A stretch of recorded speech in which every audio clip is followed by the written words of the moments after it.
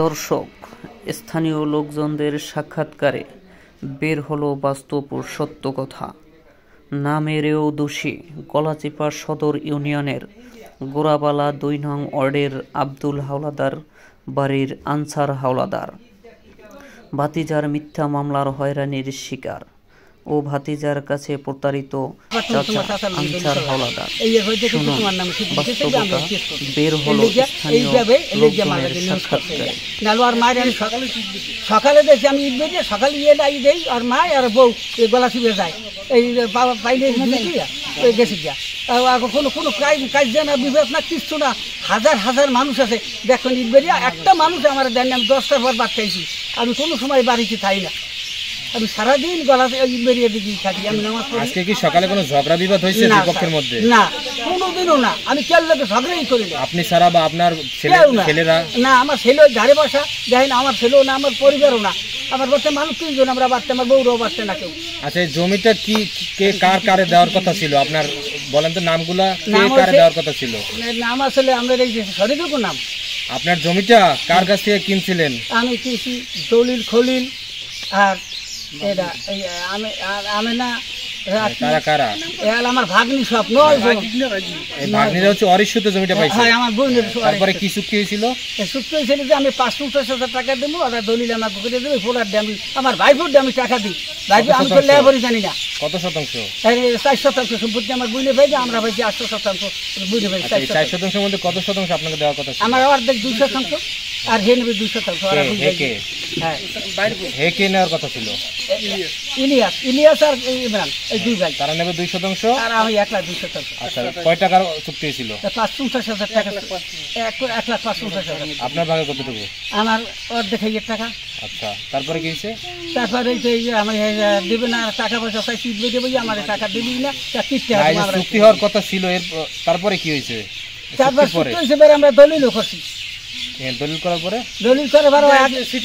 আগে একটা লই গেছে 2% আগে লই গেছে, পরে আবার বাদ বাকি দিয়ে আবার এই দলিল একসাথে করে 9 জন মিলে যে দলিলে ওই ওখানে আমার দেয় অর্ধেক আর হয় নাই অর্ধেক।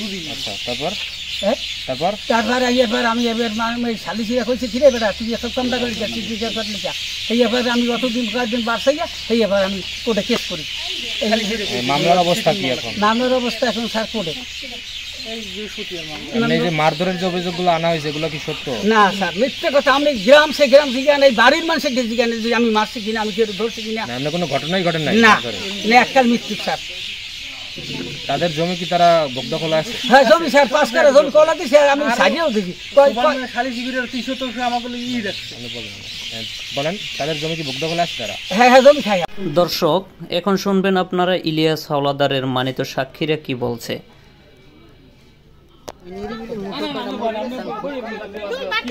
ডাকাডাকি হয় নাই? কোনো কিছু হয় নাই? এই যে অভিযোগগুলো কেন আনছে বলেন তো? এমনি কি 2 ভাইয়ের মধ্যে কি জমি জমা নিয়ে ঝামেলা আছে কোনো?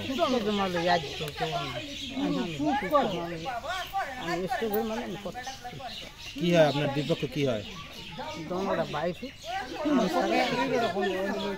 এখন আজকে যে মাইর হয় না, এটা কি আপনি নিশ্চিত মাইর হয় নাই? এইরকম জমি নিয়ে কি আগে ঝামেলা টামেলা হয়েছে কোনো? কারা করে ঝামেলাটা?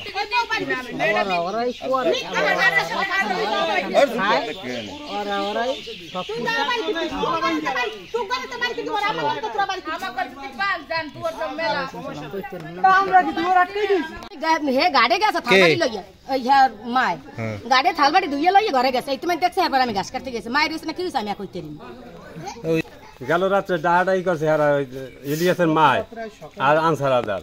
এই আমার বেঞ্জাল কয় কি আমার লাগে এরকম ডাহাডাই করছে। আমি কই কি ব্যাপার তোমরা বুঝো, তোমার ভাই তোমাকে চাচা, তোমরা বুঝো দেখে এই বলছে যে আমি কইছি। কে বলছে আপনার কাছে?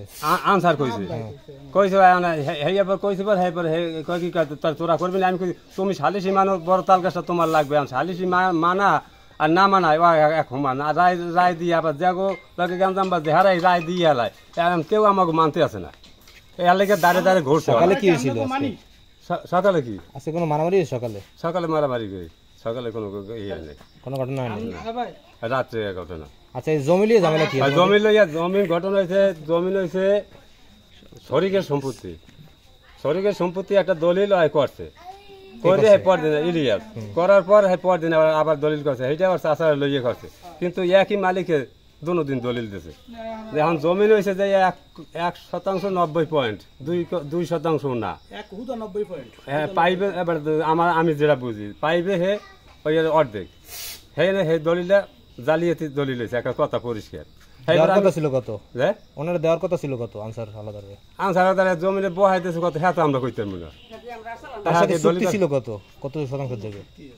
দলিলে অর্ধেক অর্ধেক না, আমাকে লাগে মানে জমিতে সে যা পাবে তার অর্ধেক অর্ধেক অর্ধেক। কিন্তু এই যে আগে একটা দলিল হয়েছে, হ্যাঁ এই দলিল সম্পর্কে সে জানতো না। না আমরাও জানি না, আমরা কেউ জানি না, যার কারণে জমি আর দিতে পারেনি। যেতে পারেন হ্যাঁ না দেওয়া, এই গ্যাঞ্জাম চলে, গ্যাঞ্জামে সালিশি বেড়ে বইছে, হ্যাঁ বইয়ে বওয়ার পর ইলিয়াস একটু ঘোংরানি মাঝে উঠছে, উঠছে পর হেবে আমি কি বাড়া তুই যে কাম করছিস তুই অপরাধ, তুই আবার ঘোংরানি মারো কমবে, তুই কি চাও এ দেশে, তুই কি একজন, আমি রাগারাগি করছি পর আইয়া পড়ছে বাড়তে, আবার পর এই তেমাইতে রয়েছে, এবার ফট করে আবার এই গেল সপ্তাহে কেস হয়েছে, বুঝলেন কেস হয়েছে, কিন্তু এই কেস হওয়ার পর দাঁড়ে দাঁড়ে ঘুরতে আসে, আর আমি কইছি বেড়া তোর মুখ দিয়ে রায় দে, তুই কি করবি এই দলিলটা, এই বাকা চাষা আমার এটা ভুল হয়েছে, আমি দলিল করে দেবো।